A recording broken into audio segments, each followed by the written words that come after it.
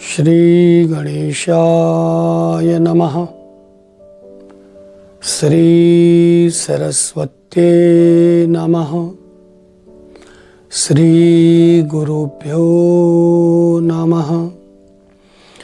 ओम नमो भगवते वासुदेवाय।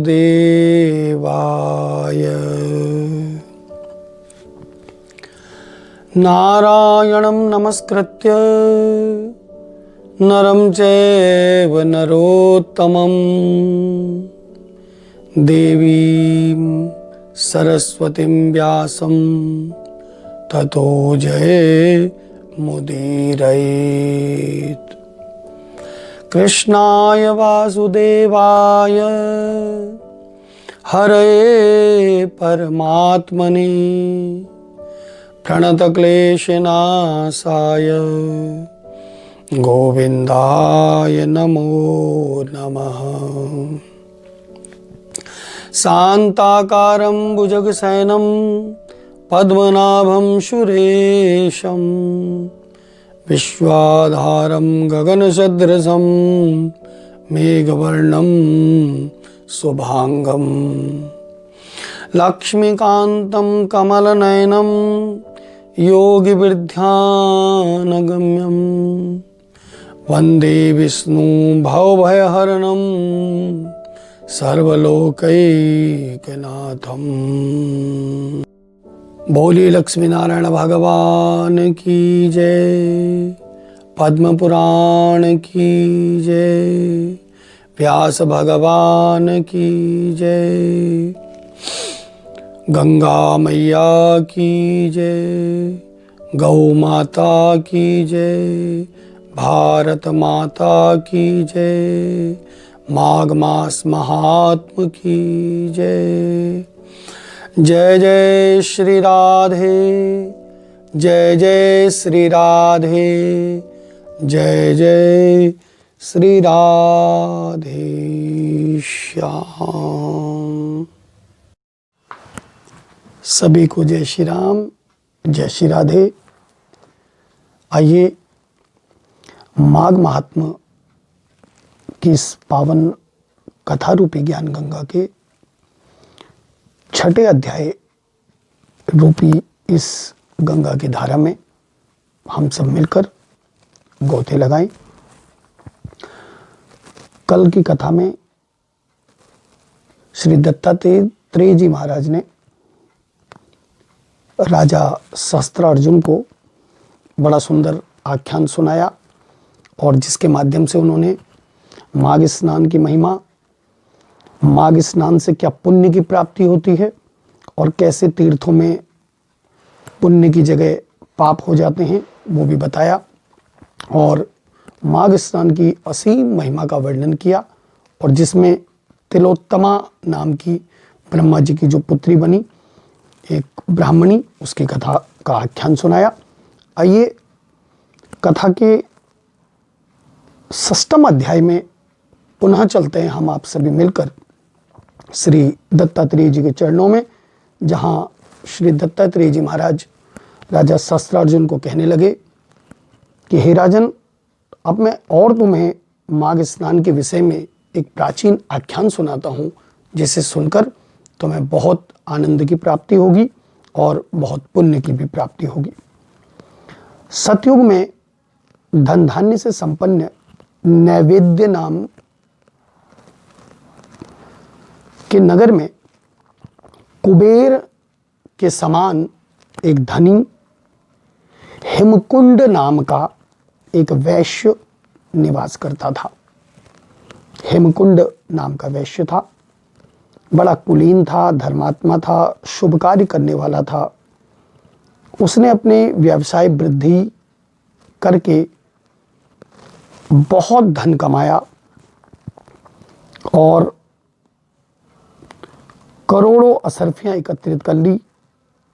कथा कहती है कि 8 करोड़ असरफियां उसने इकट्ठा कर ली।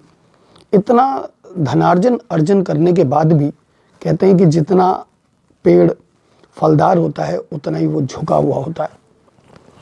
जितनी सरलता आती जाए समझो वो उतना ही धनी है।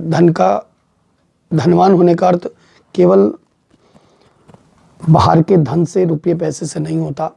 धनवान का अर्थ है जो अंदर से संसार को क्षणभंगुर माने, नश्वर समझे, और जो इस संसार से उपार्जित जो धन था उसका जो छठा भाग था उसको वो धर्म कार्यों में व्यय करता था। शास्त्रों में नियम दिया गया है कि जितना भी धनोपार्जन किया जाए उसका छठा भाग धर्म कार्यों में लगाना चाहिए। यही असली दान और पुण्य है। प्रतिदिन देव पूजा में, अतिथि सेवा में अपना जीवन बिताता था। इस बीच उसके 2 पुत्र हुए। संतान प्राप्ति से बड़ा प्रसन्न भी हुआ। हेमकुंड ने दोनों पुत्रों को योग्य बनाया। फिर वर्ण व्यवस्था के अनुसार जब चौथी अवस्था आई और तो दोनों पुत्रों को घर बार कार्यभार सौंपकर वन में भक्ति और मुक्ति प्राप्ति के लिए चला गया, वानप्रस्थी हो गया। और तब हेमकुंड ने अनेक वर्षों के जप तप करने के पश्चात एक दिन इस नश्वर शरीर का त्याग किया। और इधर हेमकुंड की प्रभु भक्ति के लिए वन गमन करने के पश्चात उसके जो दोनों पुत्र थे वो अति धनवान थे। उनको चूंकि पिता द्वारा प्रदत्त सारा धन मिल गया, इससे उनके अंदर अभिमान हो गया और वो मदोन्मत्त हो गए।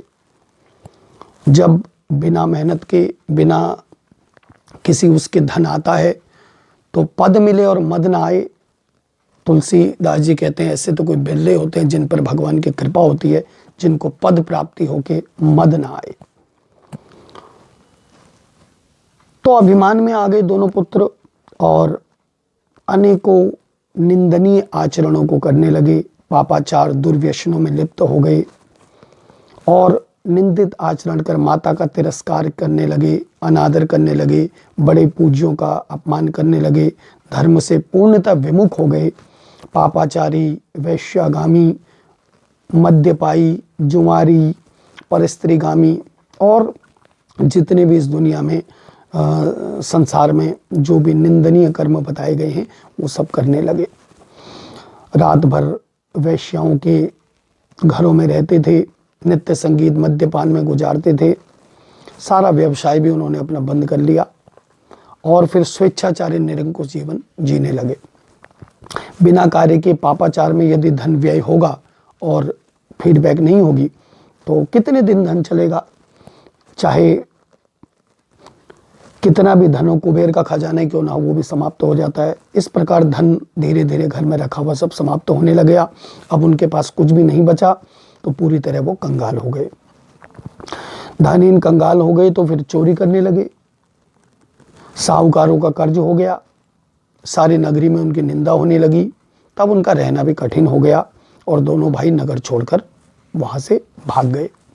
हर समय साहूकार और राजा का भय भी रहता था कोई हमें पकड़ न ले, तो वन में निवास करने लग गए और वन में फिर भीलों के साथ रहने लगे और अधिक पाप और हिंसा में लग गए। शिकार करना और लोगों को लूटना, इस तरीके का कार्य उन्होंने आरंभ कर दिया। कुछ समय बीता तो बड़ा भाई जो कुंडल था, इन दोनों का नाम, बड़े का नाम कुंडल था और छोटे भाई का नाम था विकुंडल। तो जो बड़ा भाई कुंडल था वो तो भीलों का मुखिया बन गया और उनके साथ निवास करने लगा। छोटा भाई विकुंडल भी कुछ दिन के पश्चात एक ऋषि का आश्रम दिखाई दिया, वहाँ ऋषि की सेवा में लग गया, वहाँ रहने लगा। समय बीता, एक दिन बड़े भाई को सिंह ने मार डाला। मृत्यु तो कब आ जाए पता नहीं, और साथ ही साथ उसके छोटे भाई को भी सर्प ने दंश किया, सर्प ने डस लिया और इन दोनों भाइयों की मृत्यु एक ही दिन एक ही समय पर हुई। दोनों को बांध कर यमदूत यम पास में बांध कर यमलोक को ले गए और यमराज के सामने दोनों को प्रस्तुत किया गया। तब उनका खाता चित्रगुप्त जी के द्वारा खुलवाया गया। तो उनका लेखा जोखा खोलकर यमदूतों से चित्रगुप्त जी ने कहा कि ये जो बड़ा भाई कुंडल है पाप कर्मों में लिप्त रहा जीवन भर मृत्यु के समय तक, इसलिए इसको नरक में भेज दो। और इसका जो छोटा भाई विकुंडल है, अरे ये तो बहुत धर्मात्मा है, इसको स्वर्ग में ले जाकर दिव्य भोगों को उपभोग कराओ। ऐसा सुनते ही दोनों बड़े आश्चर्यचकित हुए, लेकिन चित्रगुप्त जी के आदेशानुसार यमदूत ने बड़े भाई कुंडल को नरक में डाल दिया और विकुंडल के लिए देवदूत से स्वर्ग सुख भोग कराने के लिए एक विमान आ गया और उसमें देवदूत स्वर्ग की ओर लेकर विकुंडल को चल पड़ा। इति श्री पद्म पुराणे माघ महात्म्ये षष्ठमो अध्याय संपूर्ण। तो यहाँ पर मित्रों ये षष्ठम अध्याय पूरा होता है। सप्तम अध्याय में आगे विकुंडल की कथा हम लोग आगे श्रवण करेंगे। और आप सभी के कल्याण की कामना से आज की इस कथा को यहीं पर विश्राम करते हैं। कल पुनः ठीक 11 बजे आपके लिए सप्तम अध्याय की कथा लेकर प्रस्तुत होऊंगा। तब तक के लिए आप सभी को जय श्री राम, जय श्री राधे।